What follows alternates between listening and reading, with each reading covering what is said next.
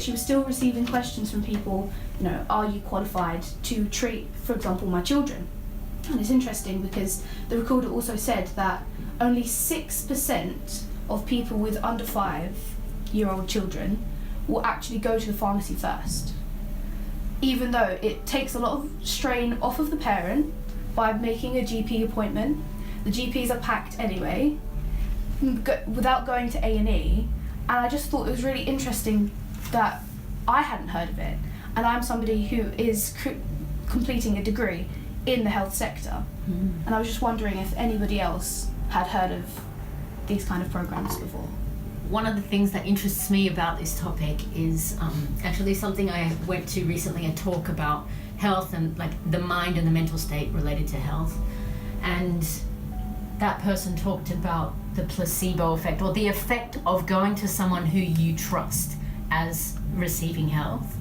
So I just wonder whether, as a parent of a young child, whether you do believe that the pharmacist gives you drugs but the doctor tells you how to be better. What do you guys think? Would you go to a pharmacist if you were not feeling great, or is the first person that you think to call the doctor? Yeah, you think we're a bunch of hypochondriacs here? Yeah, because when you have a cough, sometimes it's not really serious, so you can just have your own medicine going to a pharmacist. But also, I know there is like an app, I forgot what it's called, I think it's with GP or something, so you basically have a chat with your GP online on your smartphone. So I don't really know how it works, but that's another offer I think for people also to use instead of just going to the hospital. Yeah. What do you think, Amy? What do you think about the program as someone who's doing global health? I think the program is fantastic. It reduces strain on GPs who need to have the time to see their patients personally. It therefore also reduces strain on A&Es, which are overbooked anyway in the UK. But I think that it needs a signal boost. As the lady who owns the pharmacy in Ilford Lane says, her name is Shaheen Bhatia. I apologise for any mispronunciations. She says that the clinical commissioning groups are the ones that decide which programs to fund, and that her experiences, a lot of people don't know about it because of that, because they aren't necessarily funding it as much because they don't think it's as important. So I'm not originally from the UK, and so I've had to understand how the whole health system works here, which is quite different to Australia. Lots of red tape. Lots of red tape. The thing, ordinary people know what a clinical commissioning group, is that what it's called? Yeah. People know what that is, right? I didn't know what that... We say we do. Okay, I didn't know what that was. I was like, what does that even mean, and what does it have to do with the fact that I feel crap today? But actually it means that they're giving you they fund each of the trusts. Yes. Is that right? That then they're the ones that decide who gets the money and who doesn't. And they decide within each local authority or within each trust? I'm not entirely sure. Cool. But if there are any clinical commissioning group people on the social media or listening today, please get in touch and let us know. I don't think they know where the money goes either. Really? I think it's one of those situations that's just it's bureaucracy and tape. There's a conspiracy here somewhere. Yeah. One of the things that that disturbs me about this, because I had heard of this kind of push for everybody to go to the pharmacies instead of their local GP. One of the things that bothers me, and then maybe this is because I'm old and a hypochondriac, is that I come from a culture where you go to the doctor not just when you're sick, but as an ongoing relationship with someone who understands health in the broader scheme of things. So even if you are going to the doctor for your cold or your athlete's foot or your scabies, because they have all of your information and all of your understanding about your health, that they go, you were here 2 weeks ago with this, or I know that you're off sick with stress, and that they can connect it with the other problems that you have. I think I need to start wrapping this conversation up soon, but it leads perfectly into the next one about, does the pharmacy if you go to the pharmacy for your health, does that lead in to, or is that supported with your health as a whole, rather than just kind of cherry picking the different problems, and you just end up... The upstream causes of your, for example... Is that what it's called? Yes. Okay. The upstream for... The upstream causes is something that, for example, if you have a river and people are being poisoned by the water that they drink from the river, then you offer them a filter. But in reality, the upstream problem is that there's a factory dumping something in the river. So you target the upstream cause first. Then that's the thing that... Yeah, and so straight. what I'm hearing, what I believe, and I don't know because I'm not doing global health, but I don't think that going to the pharmacy will solve the symptoms, but it doesn't necessarily help with some of the root causes of health and the well-being. social aspect of things. Getting to know your patient, Exactly. So I don't feel like I have that relationship with my doctor at all, though, anymore. I miss my doctor. It's very impersonal. I really, I'm scared to go. I feel like I'm wasting her time. She doesn't know me. She's not interested. So that's going to lead nicely into a discussion that Shantu's going to lead, but we might kick into a song first. Is that a good one? Which is Pharrell's Happy, which I think is like on point for what we're talking about today. Shantu's topic is also about health as a whole and understanding the broader implications and the social implications of health. Okay. Take us away. Yeah, hi. Today I'm going to talk about the importance and rejection of EHCP. Tell us, what is EHCP? Okay. It is an education, health and care plan for the children who are in special needs. Mm-hmm. It's a very important official documents for the children in special needs to fulfill their needs, but is coming back as a rejection from local authority. Okay, so what we were talking about earlier was that that plan, who is the plan organised by?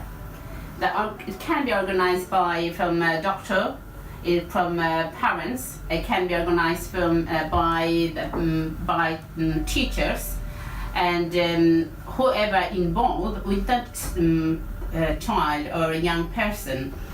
But it's coming back from local authority when they're applying for EHCP, coming back most of the times as a rejection. So what's the point of the EHCP if it doesn't help for the children? And what does a EHCP rejection, what does an EHCP acceptance mean, and what does rejection mean for the child? So if they get this plan, what does that mean for the child? Okay, so the parents applying for EHCP because it's very important documents for the children. The importance parents applying for because they can have a reasonable adjustment in the school and college. Mm-hmm. The children can have like a therapy, like a speech therapy, occupational therapy. They can have many kind of facility at school if they have EHCP. So extra support for their needs. Extra support to fulfill their needs. And also they can have specialist school if they have EHCP statement.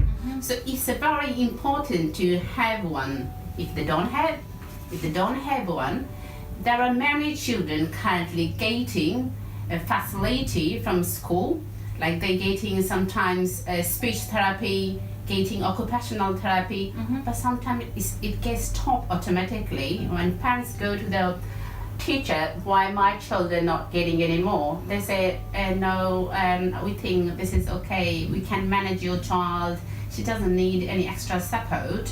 When she or he has got a EHCP statement, they cannot say no. They have to apply, they have to implement every single day for the children to be socialized, to improve their communication skill, for eating, for writing, for reading, for everything. So this EHCP, this EHC plan determines and I guess what's the word I'm looking for, like makes it mandatory that these children get this extra support. And so you were saying that lots of parents are getting, and children are getting these rejections. There are lots of rejection out there, and but the problem is the parents are really sad nowadays. They're not applying for ESCP if the children has no problem. Okay. Children suffering from ADHD, from autism, Okay. dyslexia. And why aren't they applying? They're applying to have a secure statement. It's a law. Why are they not applying? You said they're not applying? Some of them not applying because they don't know. They're thinking it's a very hassle. It's a long battle to go to make an ESCP statement. It's normally 20 weeks process. 20 weeks. But it's So taking that's almost like half a year before you find out. it's taking more than 20 weeks. Some parents applied. It took more than 2 years. Okay. And I'm gonna say about one parent. And do you, what I was going to say is Okay. just ask these guys if you'd ever heard of it, and Amy, I know we were talking before the show that you'd done some research on this, and do you want to add Yes, something? the program itself, as Shantu explained, is very tailored to the child, and it sounds fantastic on paper, but when it's implemented, if it's implemented correctly, there is a 20-week wait, first of all, to actually get it issued in the first place. Okay, so just to put that into, that's almost half a year. Yeah. So that is time that the child is not receiving the educational benefits that they require from applying for this plan. So Shanti, what happens when, so presumably there's students in East London who are having this same problem. What happens when a student is having to wait for 6 months? Okay. What happens to the child? Do they still go to school? Do they stay out of school? No, like sometimes from when they are in primary school, they move to be they need to be in the secondary school. In the meantime, it's such a long time waiting process. Sometimes they are out of the school. Right, so there are children who are waiting for this statement that sounds like it's taking forever, and they're not going to school. And the story I'm gonna say is a mom, the child suffering from, it's from the report from the Guardian, published last year. The child suffering from ADHD, suffering from autism, has one side he has got one side paralyzed.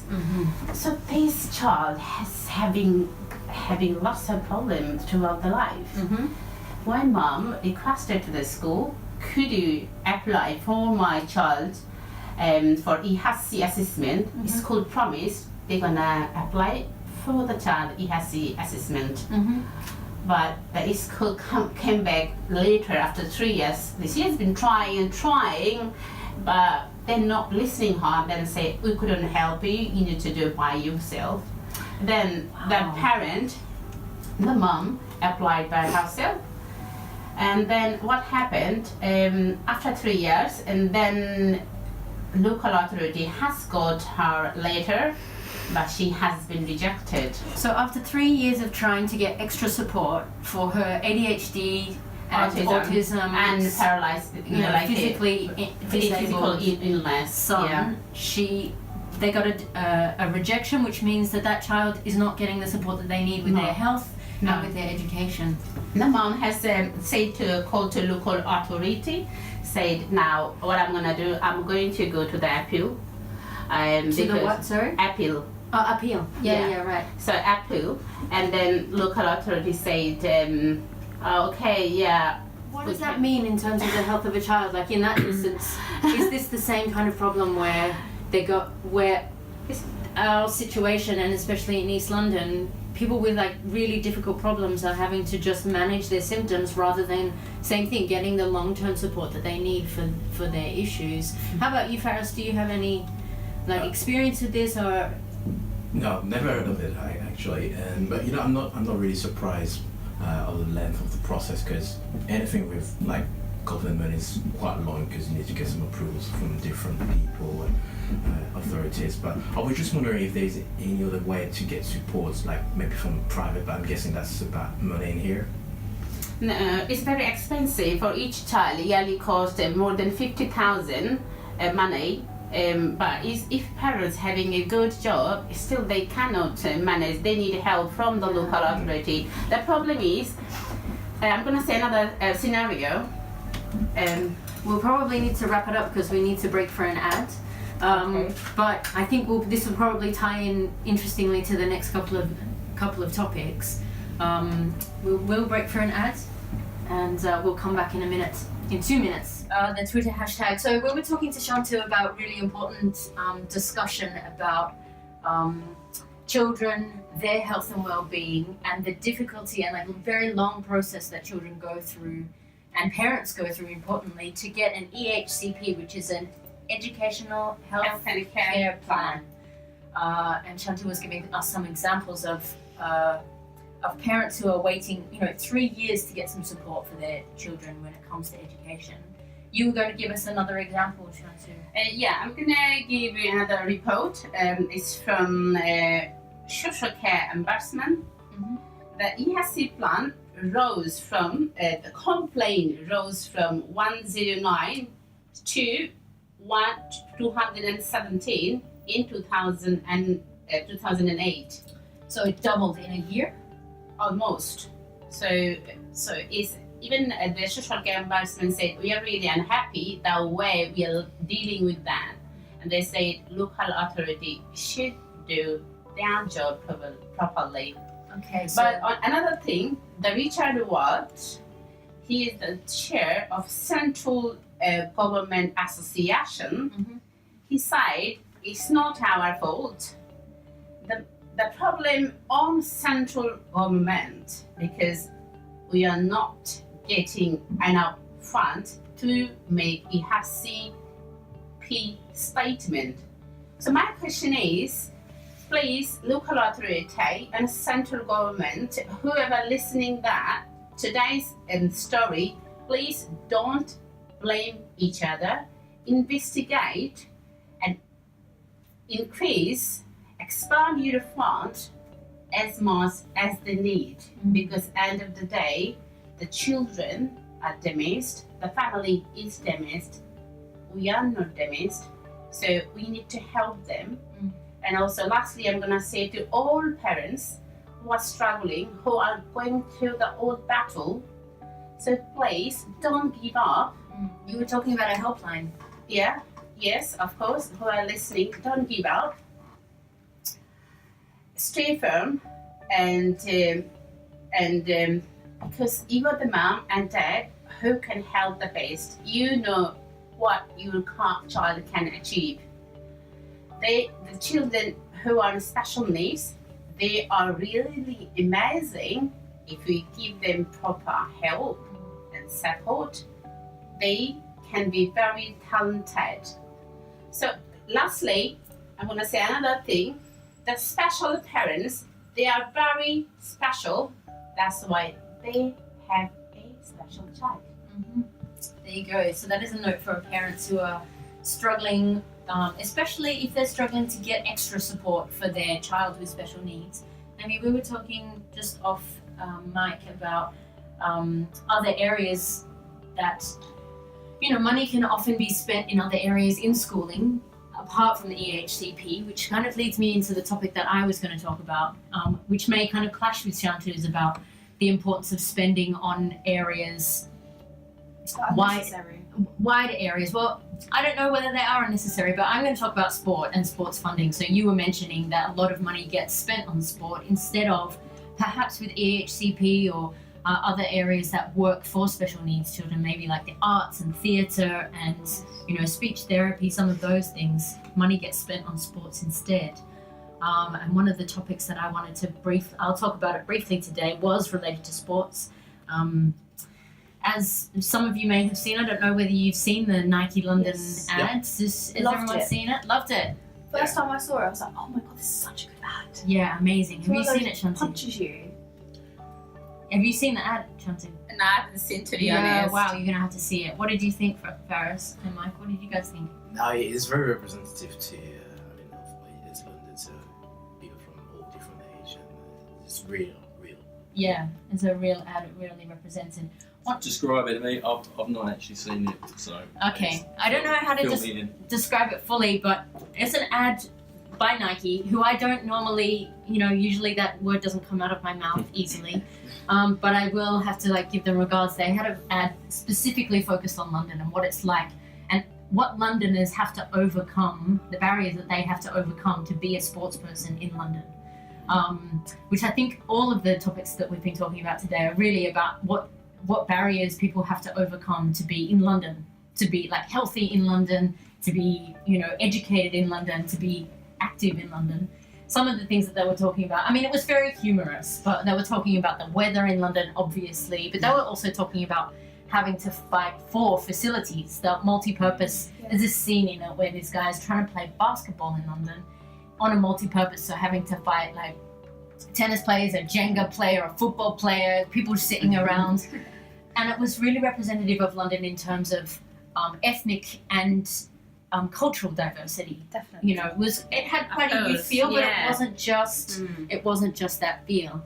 One of the things that, one of the discussions that was there about, I had to ask myself whether it represented East London, and I certainly noticed that the discussions about whether Asian representation in that ad I thought were valid. And one of the things that I wanted to see for an East London focus, if each of the areas of London had their own Nike ad, one of the things that I wanted to see was the cricketers who I notice in East London have to get to the local parks at 7 a.m. in the middle of summer to cut out a pitch.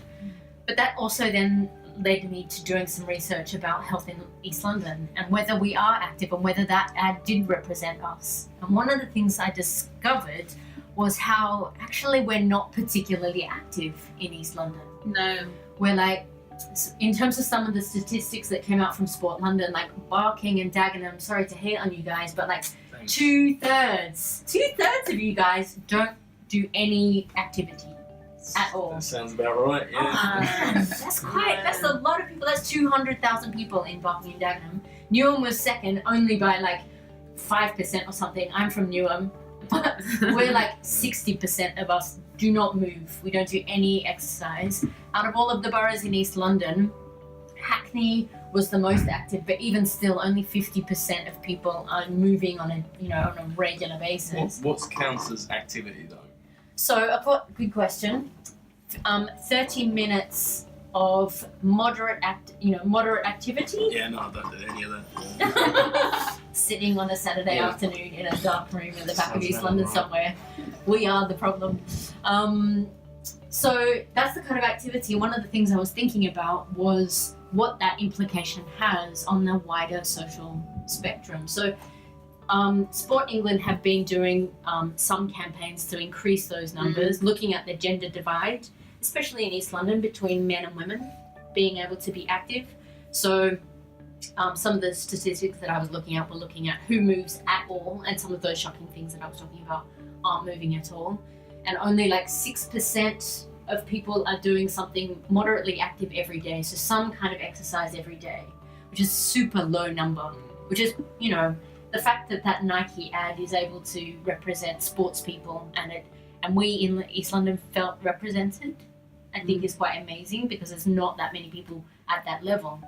But Shantu, you were saying before that there's 15 women who were... Yeah, because as I'm gonna say, because in East London, there's lots of barrier in women, because cultural fact, religious fact, they don't want to be involved in the sport. But that's why the Asian women's sports participation in East London given a coaching boost. This is the news from London Sport Organisation. Mm-hmm. They say 15 Asian women in East London were last month awarded AFL Level 1 coaching qualifications to help low levels of sporting participation among female minority ethnic groups in London borough of Redbridge. Yeah, great. Yeah, so 15 women are FA approved. FA approved. Because that duty is now to encourage the other women who doesn't want to go to the gym, doesn't want to go to be in the field. Yeah. So they are encouraging women to be the part of sport, making them active, making them amenable to be the part of sport. So this is our duty our responsibility now. So do you think, in terms of encouragement, do you think something like the Nike ad encourages people to have sport, or do you think that that is representative of the people who do sport and there are other ways to encourage us? So how do you guys get encouraged? What is your like, oh no, I need to go to the gym encouragement? Is it an ad like the Nike ad, or is it stuff like Shanti was talking about, these like 15 women who are, you know, people you know and people who, you know, can now coach you in like football, or you find out about these information? I think that the ad makes me proud to be from London, but it doesn't necessarily motivate me to go and, oh yeah, I'm going to go and play some basketball, play some tennis or anything like that. Cheerleading, you didn't want to get flipped up in the air like that woman? Not quite. Okay. But I think that there are ways to encourage people. I think it needs to be more of a group thing rather than like targeting people at home, sitting on their sofa. It needs to be go out and just, you know, kick a ball around with a few of your friends. It doesn't matter how you are active, just as long as you are active. Yeah, exactly. What about you, Faris? What motivates you to like move? I think that's with your friends, because if your friends are very active around you, you want to be active. You don't want to be the one sitting at home not doing anything. And I think also for people to get involved, they really need to not think of sports as a pain, but like enjoyment. So, because if you play football and you don't really like it, so you won't play next week or the following weeks. But if you're doing something you really enjoy, you don't even feel like you spend 2 hours practicing it. So what happens if enjoyment for you as a person isn't sports? It is being with your family, it's staying home, it's cooking, it's going to mosque, it's staying quiet, reading books. Like, what if enjoyment for you is solitary? Does that mean that you shouldn't be kind of prompted to stay active? Because activity is important for health too, not just like enjoyment or well-being. You know, some of the sports. It's very important for health and fitness, because if you don't walk, if you don't do exercise, then what's going to happen at the end of the day? You're going to suffer with lots of things, lots of the back pain, foot pain, lots of things. So you need to go to the sport or in the gym or in the swimming. All of things part of sport. So we need to be very active to be healthy life, to be healthy. Have a nice life. Well, actually the World Health Organization says that physical activity is characterized with medium and high intensity. High intensity is stuff like going to the gym, actively doing sport. But actually medium intensity is stuff like walking or gardening or something where... Neither of those things you can do in London very easily. Cycling, we've got the Santander bikes. Yeah. Something that it doesn't have to be a chore. It's something that you just incorporate into your everyday life. Speaking of the Santander bikes, have any of you guys tried... There's those new... So Santander are only... Like if you live in East London, anywhere past Stratford, you can't jump on a cycle easily. Have any of you tried those new bikes that... Yellow ones you're talking about. Yeah, the yellow, and there's another colour that I saw that are a bit more like folded bikes, and you just like log in and dial a number. Like, tell me, like, what do you know? I just seen them, but I don't really You don't know anything about them. What? You dial a number? Yeah, they're not like locked into a dock like the Santander ones are. They're just sitting on the street and they it's lock a bit messy somehow. And then I think you download something. Should probably have done some research before I said this, but it was something that I'm leading on from what you were saying, that there's other ways of getting cycles now, or, you know, having a bit more activity. 150 minutes a week, that's about 20 minutes a day. Did you also know that the most popular sport in East London as a whole is badminton? Really? Oh. We're a bunch of badmen. I don't know. Badminton. Badminton. On that note, I think it's time to break for a song. We're going to go with Tina Turner. Simply the best, because we all are. Talk on a Saturday afternoon. Don't forget to tweet us at Talk ELR or at East London Radio.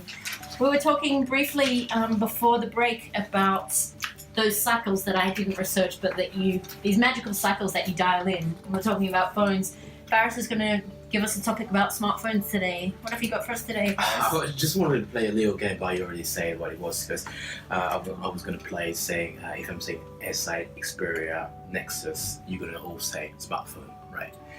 Because that's a little device that we all have nowadays. And the fact, if you look the word smartphone is smart telephone, so we can do so many things with them. Because if you remember back in the day, we can just place a call and send messages like on a blue screen. It was so disgusting, you know. We didn't really spend much time with these phones, like these things. But now I'm just wondering if we need all these features, because obviously now we can pay. You don't even need your debit card or credit card to pay. We can take pictures, we can do so many things, but they're really, really expensive. And I've checked latest numbers. So, for example, I think the last, on average for the new iPhone, people are paying about $800, which is about £580. So with £580, you can do so many things. You can buy a TV, you can go on holidays. I think you can go to Portugal, things like that. But we making sure that we have all the latest phones. So we're really keen to spend the money for that. But I'm still wondering, do we really need that? What do you think, guys? Do we need our smartphones? Well, we need them to get these new bikes that I was talking about, that's for sure. I think it depends on what you use them for. As a university student, that takes an hour for me to actually get to university. I do a lot of reading on the train, and I do that with my smartphone. And I keep in contact with my fellow students with my smartphone. I have my timetable on my smartphone. So without it, I would have a lot more difficulty taking all the library books out and trying to read them all. But I think what you use it for is very specific. I'm not a big fan of social media, but other people may have a whole career based around social media. It's all the extras that you don't use that can distract you, I think. That's the problem.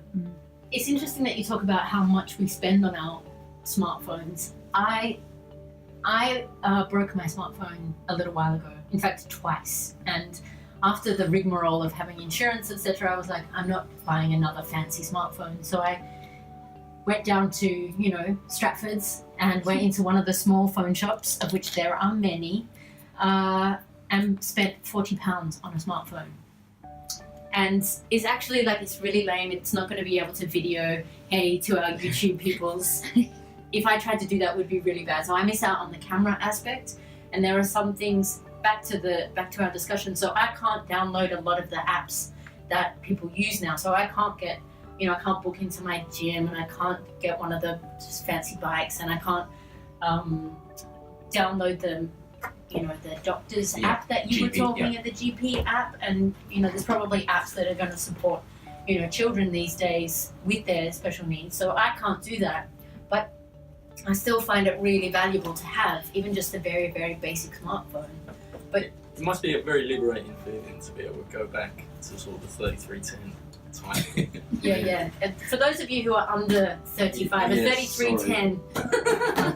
3310 is like a really small phone by Nokia, which just has actual buttons instead of a screen. But there's a new one. Actual buttons. Yeah, there's a new one. Yeah. There's a new one. Yeah, it's got camera. It's very simple. I think it costs about 40, 50 pounds. I'd rock that. I would totally rock that with a flashing aerial. I'd pay lots of money for some picture art. But I've got an iPhone and it barely even takes pictures. So it's only got about 6 gigabyte of memory. Once I put Uber on there and all my emails, I've got no space. Oh, your eBays? Was All that my like eBays, a Freudian slip? Well, it was a little bit Freudian, But there's another thing as well, because all the brands, they have a new phones on the following year. So say you buy it today, and next year your phone will be outdated. So you kind of feel it. You need to have the latest phone. But what's the real difference between the old phone and the current phone? So it's just maybe a better screen, but do you really see the difference? But you love bragging about it and say, oh, look, I've got that new phone. The screen is much better. But do you really need that? I'm not really sure. So it's like I also broke my phone. I didn't really break it, but I don't know what happened. So I've been told that there is liquid damage in it, but I don't remember. Like I did.